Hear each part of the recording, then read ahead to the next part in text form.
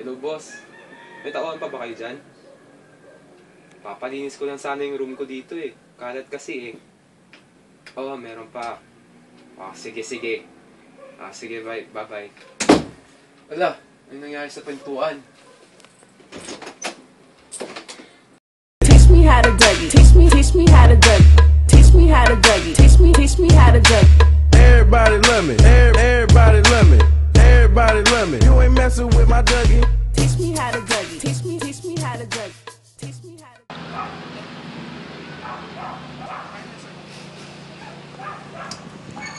Hello. Oh, ito nga.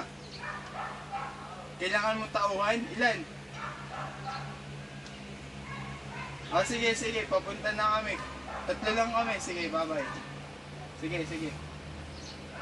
Tol, saan ba? Ito ba? Baka doon. Hindi yan! Saan? Yan yata! Oo, yan yata. Baka doon! Hindi. Doon! Tara!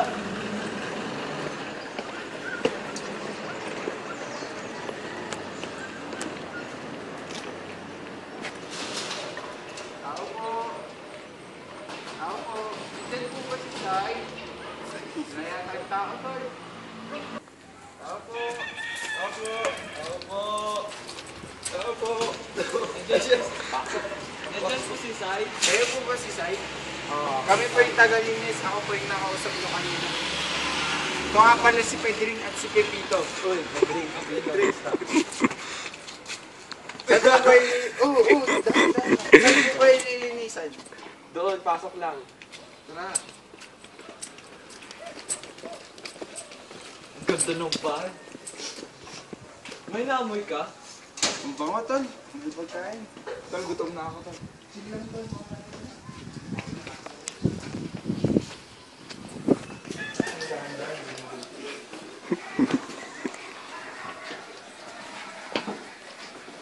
Wala akong makita. Ito po yung kwartong lilinisan.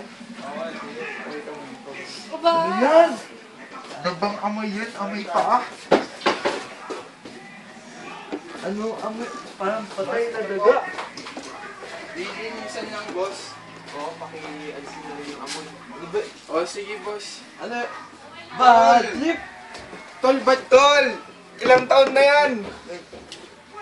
Sir, startan na namin. Oo, boss. Pakilinis na lang yan. Sir, saan na ako magsisimula? Sige, pwede rin Pepito. Unahin nyo tong sapatos, mabaho eh. Tara. Sige, maiwan ko na kayo dyan ha. Nasusuka ako! Sige. Tignan kung ano yung amoy na nanggaling dito sa silong ng kama.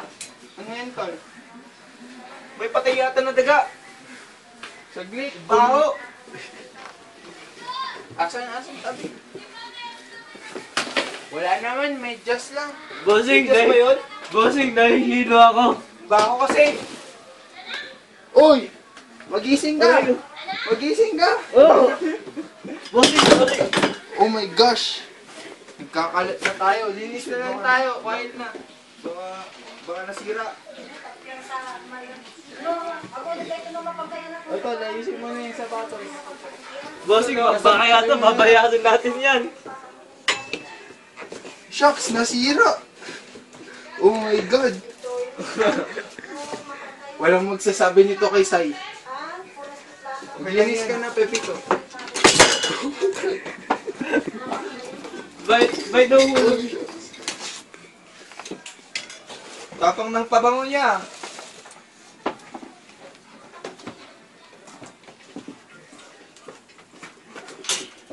Grabe naman. Amoyin mo nga, tol. Bango ah. Tol, ang baho ng kilikili mo. Break na natin.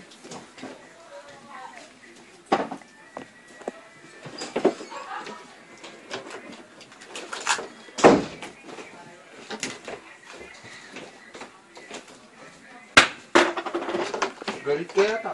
Hindi.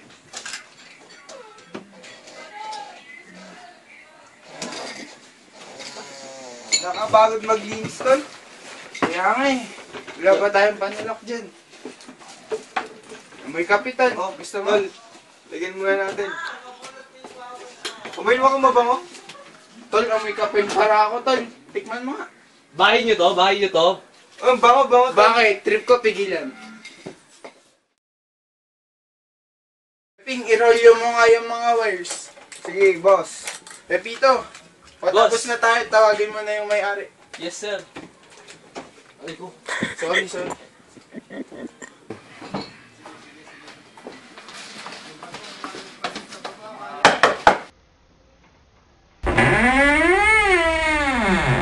Hoy! Puso ko.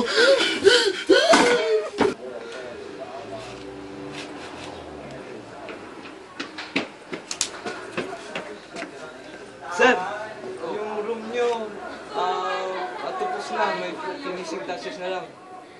Sige, tara. Alo! Parang si boss yun ah.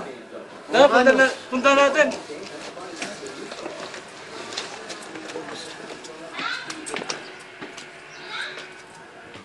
Ba't bang ingay nyo? Hindi naman kayo taga rito. Boss Jing! Ay, Titing! Bakit ano pong problema? Ingay nila. Hello, Hindi boss! naman taga rito. Ano nangyayari sa'yo? Boss Jing! Gising! Namatay siya!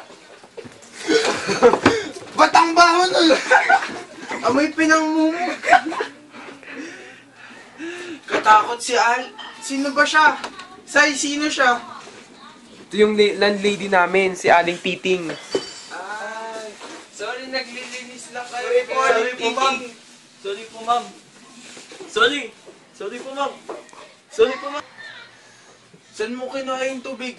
Boss dito, pinagmumug yata. Amoy laway. Baho! Bailog ko pa. Boss, tapos na. Tapos na. Ah, Magkano naman tong babayaran ko? boss, kahit magkano, Ah, sige. panulak lang. Teka lang. Sure ka kahit magkano? Boss, ang dami naman yan. Sure ka Oh, kahit magkano? boss, kahit magkano. Oo, sige. Teka, may barya ata ako dito. Wow naman. Pre, oh. Salamat, ha. Singkong duling. Pwede na kayo Amoy makaalis amag. ko. Salamat. Galanti mo, bossing. Oo, basta. Galanti mo. Pangkain niyo yan, ha. Sige, bossing. Bad trip naman yan. Kulang na nga pang pamasahe, bossing. Tapos ang bago ng kwarto niya. Ang buhay ay gulong ng palad.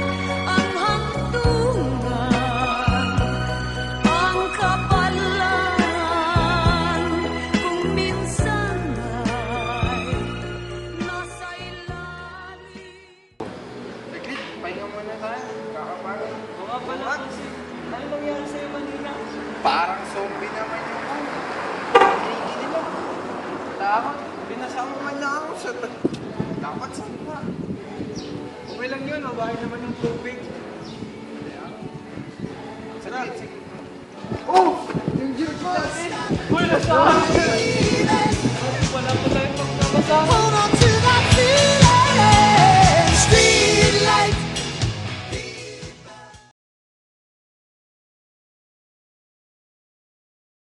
The human nose, one of the most important part of our body, which enables us to use a sense, the sense of smell.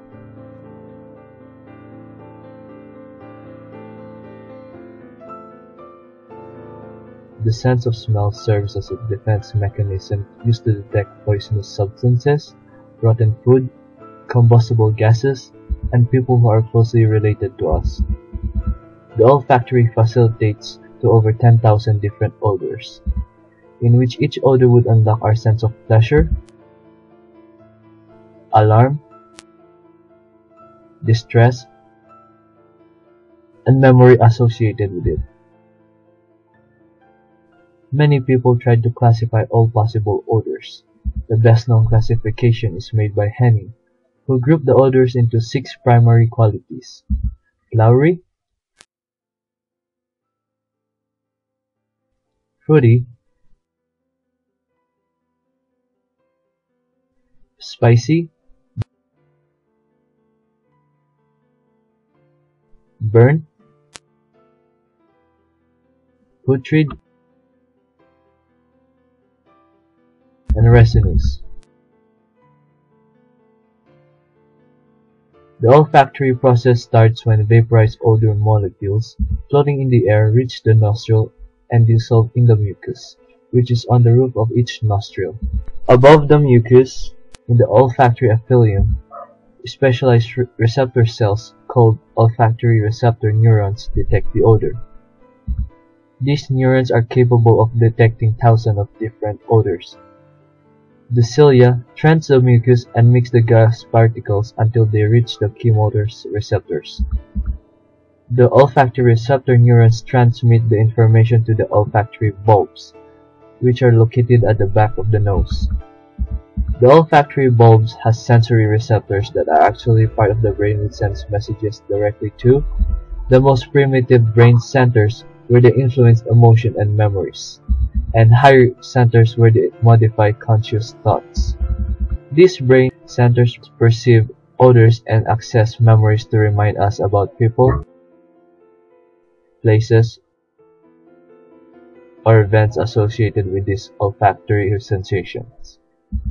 If you are constantly around the same scent, our olfactory system will inhibit actual potentials from the neurons so our brain will not be overstimulated by the stimuli, causing us to ignore the scent that we have been constantly around of.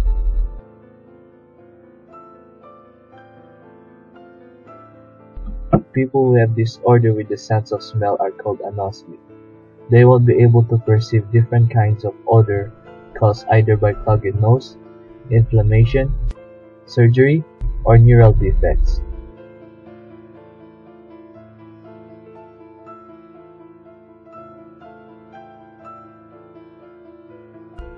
Neural disorders that affect the olfactory system can be caused by substance abuse, nasal sprays, degenerative diseases of the brain, old age, and head trauma. A person without the sense of smell will not be able to taste different flavors of food. 75% of the taste comes from the smell. Also, smell can be easily attached to our memory. It's because the smell goes straight to our amygdala without going through the thalamus or the other hemispheres. The sense of smell facilitates flavor, helps us to detect poisonous substances and foreign people. Without the sense of smell, we would be having hard time to taste different kinds of food. Everything would taste closer to water. We would not be able to detect foreign substances, and that's why the sense of smell is important to us.